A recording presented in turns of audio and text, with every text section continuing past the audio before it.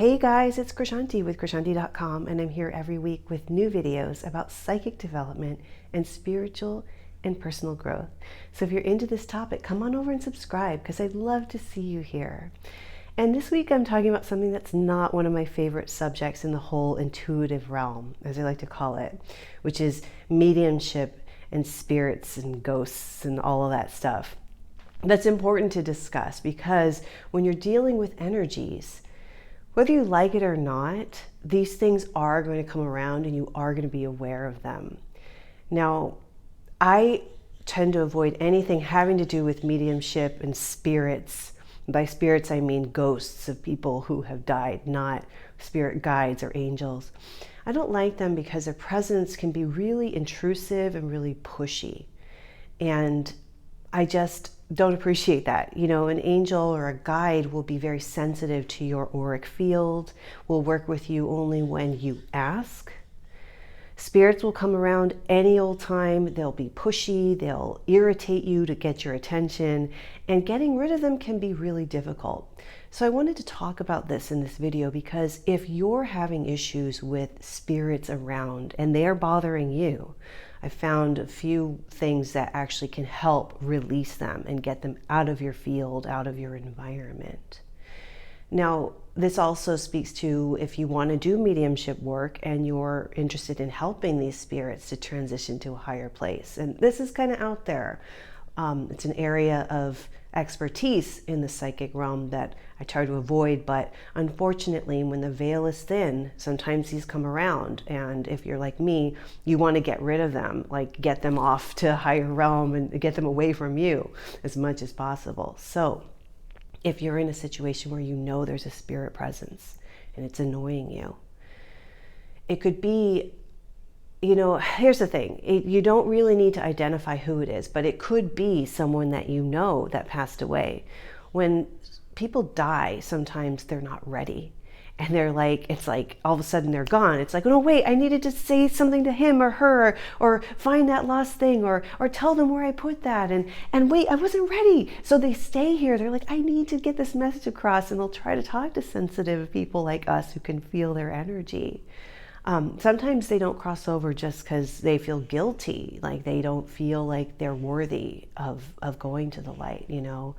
But if you're dealing with this, okay, first and foremost, create a really beautiful energetic space by smudging with sage or palo santo. You can burn these and they will clear the space of a room. You can bring in beautiful flowers, beautiful music, and you can pray to your angels and guides and ask them to help this spirit cross over into the light.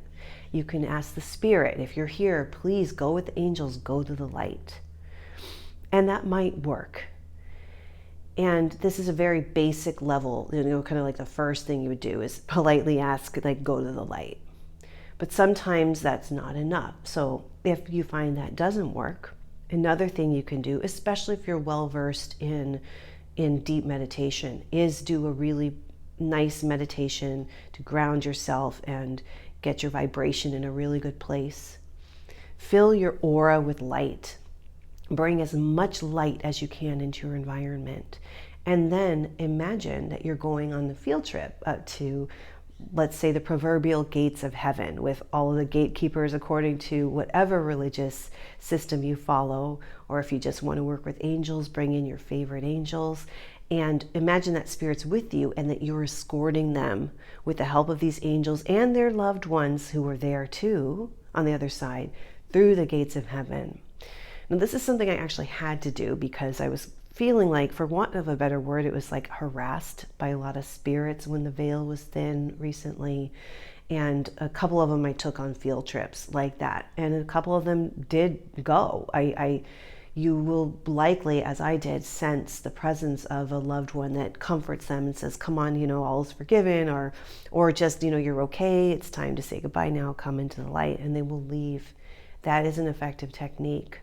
But if you're not comfortable with that, or you're not sure you can do it, the third thing is to just go to a professional. Not me, because I don't do things like that, but there are mediums that work with and specialize in what they call spirit releasement, who will get them away from you and into a better place, moving onwards and upwards, which is what we want them to do, you know.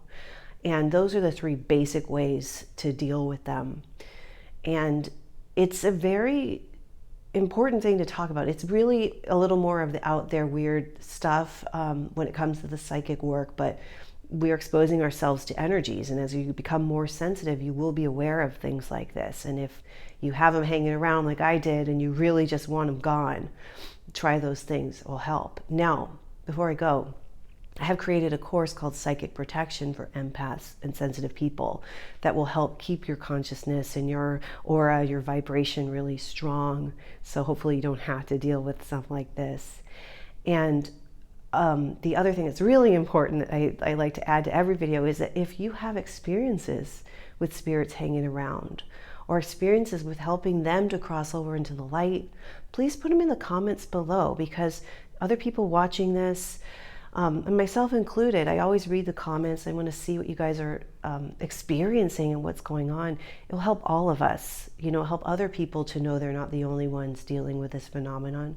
It's very real. We live in a world of energy, and it's very fluid. There are different dimensions, and there are different beings in different dimensions, and those of us opening up to this will be aware of this. And yes, it can be scary, but ultimately, you want to believe that you don't have anything to be afraid of. If you walk in the love and light and you're protected with your angels and your guides, you will be okay. And that spirit or spirits will transition into a beautiful light-filled space. So on that note, thanks so much for being here, and I'll see you next time. Bye for now.